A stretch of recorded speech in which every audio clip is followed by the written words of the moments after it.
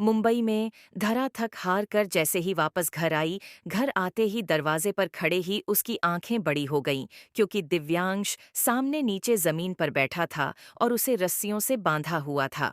उसका एक हाथ और एक पैर रस्सी से बांधकर सोफे से बांधा हुआ था, ताकि वो वहां से हिल न सके, और दिव्यांश इस वक्त बुरी तरह से रो रहा था।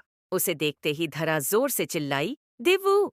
जैसे ही दिव्यांश ने उसके चिल्लाने की आवाज सुनी, उसने तुरंत दरवाजे की तरफ देखा और धरा को अपने सामने देखकर उसका रोना और भी ज्यादा तेज हो गया।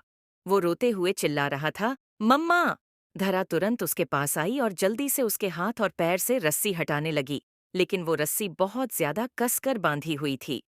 दिव्यांश की स्किन एकदम लाल हो चुकी थी और रस्सी की वजह से बहुत निशान बन गए थे, जिन्हें देखकर ही पता चल रहा था कि दिव्यांश को कितना दर्द हो रहा था। 4 साल का एक मासूम सा बच्चा अगर रस्सियों से बांधा जाएगा तो दर्द तो होगा ही। तभी दरवाजे से भागती हुई आंचल भी वहां पर आई। आंचल अभी थोड़ी देर पहले ही घर से बाहर गई थी, क्योंकि उसे एक इम्पॉर्टेंट काम था। जैसे ही उसने दिव्यांश को रोते और धरा को उसकी रस्सी खोलते हुए देखा, उसकी आंखें बड़ी हो गईं। धरा रोते हुए बोली, ये आपके साथ किसने किया दिव्वू बेटू? ये आपको ऐसे रस्सियों से किसने बांधा? दिव्यांश कुछ बोल ही नहीं पा रहा था। वो बस रोए जा रहा था और अब रोते रोते उसकी सांस फूलने लगी थी। उसका पूरा चेहरा आंसुओं से भीग चुका था। तभी आंचल की मामी विनीता जी अपने कमरे से उबासी लेते हुए बाहर आई और इरिटेट होते हुए बोली, कौन है अब? कितनी अच्छी नींद में सो रही थी मैं, लेकिन मेरी नींद डिस्टर्ब कर दी। ये बोलते हुए उनकी नजर धरा और दिव्यांश पर गई। उनके चेहरे पर थोड़े से डर भरे एक्सप्रेशन आ गए, लेकिन अगले ही पल उन्होंने अपने चेहरे को नॉर्मल कर लिया।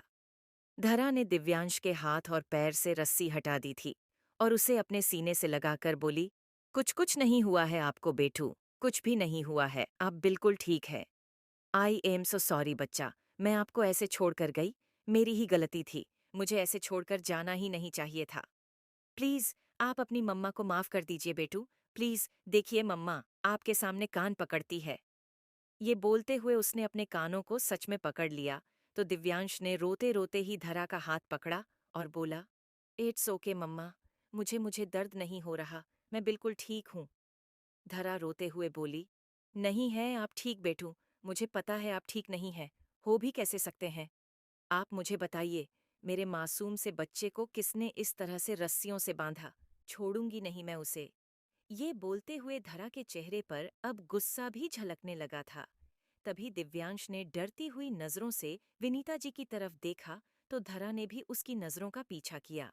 उसने एक गहरी सांस ली और दिव्यांश को अपनी गोद में लेकर ऊपर की तरफ उठी और दिव्यांश को वहां सोफे पर बिठाकर विनीता जी के सामने आकर खड़ी हो गई। विनीता जी उसके गुस्से भरी नजरें खुद पर महसूस कर थोड़ा सा हड़बड़ा कर बोली, यूं मुझे टुकुर टुकुर क्या देख रही है? नजरों से खा जाएगी क्या? मैं क्या करूं? ये परेशान ही इतना कर रहा था कि मुझे इस तरह से बांधना पड़ा। अगर बांधती नहीं तो ये कहीं भाग जाता और फिर तू मेरी ही जान खा जाती। मुझे नींद आई थी तो। अभी वो बोल ही रही थी कि धरा चिल्लाते हुए बोली, आपको नींद आई थी तो आप एक मासूम से बच्चे के साथ इस तरह से बर्ताव करेंगी? आप जानती भी हैं आपने अभी अभी क्या किया है। आपको आपकी गलती रियलाइज भी हो रही है क्या? वो 4 साल का मासूम बच्चा है और उसको आपने रस्सियों से बांध दिया। आपको शर्म नहीं आई? उसका गुस्सा देखकर अब विनीता जी गुस्से से भड़कते हुए बोली, एक कल की आई छोरी, मुझसे जुबान लड़ाती है। एक तो मैंने तेरे बेटे को संभाला, तुझे और तेरे बेटे को अपने घर में जगह दी और तू मुझे सुना रही है। तुझे अपने घर में जगह दी, 2 वक्त की रोटी दी और तू मुझे ही आंखें दिखा रही है। चल, निकल यहाँ से। धरा गुस्से से कांपते हुए बोली, तो मुझे भी यहाँ रहने का शौक नहीं है और फ्री में नहीं रखा आपने मुझे, बकायदा पैसे लिए हैं मुझसे। और अब आप क्या, मैं खुद भी आपके घर में ना रहूं, क्योंकि मुझे इंसानों के साथ रहना पसंद है, जानवरों के साथ नहीं। और जो हरकत आपने आज मेरे बेटों के साथ की है ना, उससे साफ पता चल रहा है कि आप एक जानवर से कम नहीं है। जानवरों में भी सहानुभूति होती है, लेकिन आप तो उनसे भी गई गुजरी निकली। धरा के गुस्से भरी बातों ने विनीता जी को अब और ज्यादा उकसा दिया। वो दांत पीसते हुए बोली, क्या क्या कहा तूने मुझे? जानवर हूं मैं? तेरी हिम्मत भी कैसे हुई मेरे साथ इतनी बदतमीजी करने की? तू क्या है पहले मुझे ये बता, है क्या तू? पता नहीं कहाँ से इसे उठाकर लेकर आई। जायज है या नाजायज? बहुत अच्छी तरह से जानती हूँ तुम जैसी लड़कियों को। पहले तो लड़कों को फंसाने के लिए कुछ भी करती है और फिर बाद में जब प्रेग्नेंट हो जाती है तो उन लड़कों को ही तुम जैसे लड़कियों में इंटरेस्ट खत्म हो जाता है और फिर तुम अपने इन नाजायज बच्चों को लेकर घूमती हो। धरा उनकी बात सुनकर बस उनकी तरफ देखती ही रह गई। हालांकि उसे गुस्सा बहुत ज्यादा आ रहा था, लेकिन विनीता जी की बातों ने जितना उसे गुस्सा दिलाया था उतनी ही उसके पैरों तले जमीन भी खिसक गई थी। एक माँ और एक बेटे का रिश्ता कभी नाजायज तो हो ही नहीं सकता। अगर किसी का प्यार पूरा नहीं भी हुआ तो वो प्यार अधूरा है। लेकिन जिसे उस लड़की ने जन्म दिया, वो नन्ही जान जो उसने अपनी कोख में रखी और उसे अपने खून से सींचा, भला कोई उस रिश्ते को, उस ममता को कैसे नाजायज बोल सकता है। आंचल जो अपनी मामी जी की गुस्से भरी बातों को सुन रही थी, वो भी अब खुद पर कंट्रोल नहीं कर पाई और गुस्से से चिल्लाते हुए बोली, बस कीजिए मामी जी, बस कीजिए। बोले ही जा रही हैं आप तो। गलती आपकी है। आपको दिव्यांश को इस तरह से रस्सी से नहीं बांधना चाहिए था, लेकिन अपनी गलती मानने की बजाय आप धरा को ही बुरा भला बोल रही हैं। विनीता जी जो पहले से ही गुस्से में जल रही थी, अब आंचल को भी अपने खिलाफ बोलते देख उन्होंने अपनी कमर पर अपना हाथ रखा और जबड़े कसते हुए बोली, लगता है अपनी इस आवारा दोस्त को देख देख कर अब तेरे भी पर निकलने लगे हैं। कोई बात नहीं, तुझे भी मैं बताती हूँ अब। ये बोलकर वो सीधा आंचल के कमरे में गई और एक बैग निकालकर आंचल के कपड़े पैक करने लगी। आंचल के कपड़े उन्हें इस तरह से अपने बैग में पैक करते देख आंचल की आंखें बड़ी हो गईं। डर से उसका चेहरा भर गया और आंखों में नमी तैरने लगी। वो तुरंत विनीता जी के पास आई और बोली, प्लीज प्लीज मामी जी, मुझे माफ कर दीजिए। मुझसे गलती हो गई। आइंदा मैं ऐसी कोई गलती नहीं करूंगी। मैं आपके सामने कभी अपनी जुबान नहीं खोलूंगी, लेकिन प्लीज मुझे घर से बाहर मत निकालिए। विनीता जी ने गुस्से से जलती हुई नजरों से उसे देखा और उससे अपना हाथ झटक लिया। धरा अभी भी अपनी जगह पर सुन्न खड़ी थी। दिव्यांश उसके पास आया और उसके पैरों से लिपटकर बोला, मम्मा, क्या अब हम एक बार फिर से बेघर हो जाएंगे? क्या हमें इस घर से भी जाना पड़ेगा? क्या अब फिर से हमारे पास रहने के लिए कोई जगह नहीं होगी? क्या हमें फिर से भूखा? अभी वो बोल ही रहा था कि धरा एकदम से कांप उठी। वो तुरंत घुटनों के बल नीचे जमीन पर गिरी और उसने दिव्यांश को अपने सीने से लगा लिया। उसकी आंखों से आंसू बहने लगे थे। वो रोते हुए बोली, नहीं नहीं बेटू, हम बेघर नहीं होंगे। मैं आपको भूखा नहीं रहने दूंगी।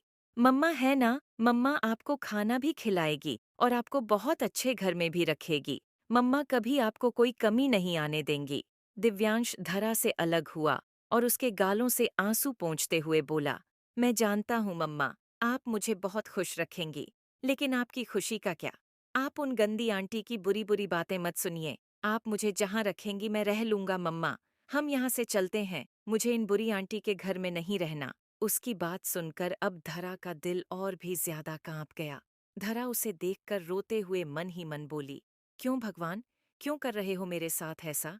क्या हम आपकी जान नहीं है क्या? हम इंसान नहीं? इतना भी दुख मत दीजिए कि मेरा इस बात से विश्वास ही उठ जाए कि इस दुनिया में भगवान भी है। वहीं दूसरी तरफ व्योम गाड़ी ड्राइव कर रहा था। इस वक्त वो नशे में बेहद तुन्न था और जलती हुई सिगरेट अभी भी उसके हाथ में थी, जिससे वो कश भर रहा था। गाड़ी चलाते हुए उसकी आंखें बंद हो रही थीं, लेकिन फिर भी उसने अपनी गाड़ी रोकी नहीं। वो यूं ही गाड़ी चलाता रहा और अचानक ही एक इंसान उसकी गाड़ी के सामने आया और अगले ही पल उसकी गाड़ी उस इंसान को अपने नीचे कुचलते हुए आगे की तरफ बढ़ गई। जैसे ही व्योम को महसूस हुआ कि उसकी गाड़ी से किसी का एक्सीडेंट हुआ है, उसने गाड़ी रोकी और गाड़ी से बाहर निकलकर लड़खड़ाते हुए कदमों से पीछे की तरफ आया, जहां एक आदमी दर्द से बुरी तरह तड़प रहा था। उसका खून पूरी सड़क को भिगो रहा था और सामने ही एक चाय वाला अपनी टपरी बंद करके अपने घर की तरफ जा रहा था। लेकिन एक्सीडेंट होते हुए देख वो तुरंत रुक गया और जल्दी से उस आदमी की तरफ आया जो दर्द से बुरी तरह तड़प रहा था। अब तक व्योम भी उस आदमी तक पहुंच चुका था। शराब से एकदम तुन्न व्योम उस आदमी की तरफ देखते हुए बोला, जिंदा है या मर गया ये? वो चाय वाला उस आदमी को पहचानते हुए बोला, ये तो मनोहर है, यहीं पर गाड़ियों के पंचर लगाता है। आपने उसका एक्सीडेंट कर दिया। एक्सीडेंट नहीं, ये तो मर चुका है। ये बोलते हुए वो नीचे की तरफ झुका और मनोहर की नब्ज चेक करने लगा, जो अब रुक चुकी थी। वो चाय की टपरी वाला व्योम की तरफ देखते हुए बोला, आपने एक गरीब इंसान की जान ले ली। आपको भगवान कभी माफ नहीं करेगा। आप लोग खुद को समझते क्या है कि राह चलते किसी भी इंसान की जान ले लेंगे? आपने इतनी ज्यादा पी रखी है और अभी वो बोल ही रहा था कि व्योम ने अपनी पॉकेट में अपना हाथ डाला और नोटों का एक बंडल निकालकर सीधा उस चाय वाले आदमी के मुंह पर फेंक दिया। वो आदमी एकदम हैरान रह गया। व्योम उस आदमी की तरफ देखते हुए व्यंग्य से मुस्कुराया और बोला, भगवान मुझे माफ करेगा या नहीं, तू ये छोड़। पहले तू ये बता कि तू ये नज़ारा भूलेगा या नहीं, या फिर मेरी तरफ से थोड़ी और भीख चाहिए, क्योंकि यहाँ तो फिलहाल मैं ही भगवान हूँ। वो चाय वाला व्योम की तरफ देखता ही रह गया। व्योम अपनी गाड़ी की तरफ बढ़ा और अपनी गाड़ी के डैशबोर्ड से एक चेक बुक निकाली और उस पर साइन करके वापस उस चाय वाले के पास आया। उसने वो चेक उस चाय वाले की तरफ बढ़ाया और बोला, उस भगवान का तो पता नहीं, लेकिन ये भगवान तुझे तेरी मुंह मांगी कीमत दे रहा है। अपना ईमान और इसकी जान दोनों की जितनी भी कीमत है, इसमें खुद से भर लेना और इस भगवान को हमेशा हमेशा के लिए भूल जाना। ये बोलकर व्योम वापस लड़खड़ाते हुए कदमों से अपनी गाड़ी की तरफ आ गया। वो चाय वाला अपनी ललचाई हुई नजरों से उस चेक कर की तरफ देख रहा था। वो चेक उसे रातों रात लखपति कर सकता था। और उसके बाद उसने जमीन पर दर्द से तड़प रहे इंसान को देखा, जो अभी जिंदा था, लेकिन व्योम को नशे में देखकर उसने यूं ही कह दिया कि वो मर चुका है। व्योम जब अपनी गाड़ी लेकर वहां से निकल गया तो उस चाय वाले ने सड़क के किनारे से एक बहुत बड़ा पत्थर उठाया और मनोहर के मुंह पर जोर से मारा। मनोहर का मुंह पूरा फट गया और उसकी नब्ज पूरी तरह से बंद हो गई। व्योम एक बार फिर से नशे की हालत में ड्राइव करते हुए रावत मेंशन पहुंचा। वो अपनी गाड़ी से बाहर निकलते हुए व्यंग्य से हंसा और बोला, कैसा भगवान! यहाँ पर तो मैं ही हूँ जो भी हूँ, जिसने आज तक हर किसी को अपने सामने झुकाया है। व्योम गुस्से से बोला, धरा नाम है ना तुम्हारा? ये बोलते हुए उसकी नजर धरा के गले में पहने हुए आईडी कार्ड पर थी। धरा की आंखें हल्की बड़ी हो गईं। व्योम डेविल स्माइल के साथ बोला, धरा मतलब धरती, जो फिलहाल मेरे कदमों में है, और तुम्हारी औकात भी मेरे पैरों में है और हमेशा यहीं रहेगी। उसकी बात सुनकर धरा के चेहरे पर गुस्सा था, लेकिन वो फिर भी शांत लहजे में बोली, गलतफहमी है आपकी कि धरती आपके पैरों पर है, बल्कि हकीकत ये है कि आप धरती के सिर पर हैं। लेकिन जिस दिन ये धरा ने अपना गुमान दिखा दिया, उस दिन आपका घमंड धरती में ही मिल जाएगा। ये बोलकर वो तिरछा मुस्कुराई और अपने हाथ में पकड़ा हुआ गंदा नैपकिन उसने व्योम के हाथ पर रखा और अगले ही पल वहां से चले गए। व्योम गुस्से से कांपते हुए उसे देख रहा था। वो डेविल एक्सप्रेशन के साथ बोला, बेशक से अपनी जिंदगी में कुछ भी गलती कर लेती तुम, लेकिन तुम्हारी व्योम रावत को चैलेंज करने की गलती तुमने बहुत बड़ी कर दी। अब तो ये व्योम रावत तुम्हें अपने कदमों में झुकाकर ही दिखाएगा। ये बोलते हुए उसके चेहरे पर वो डेविल स्माइल और भी ज्यादा इंटेंस हो चुकी थी।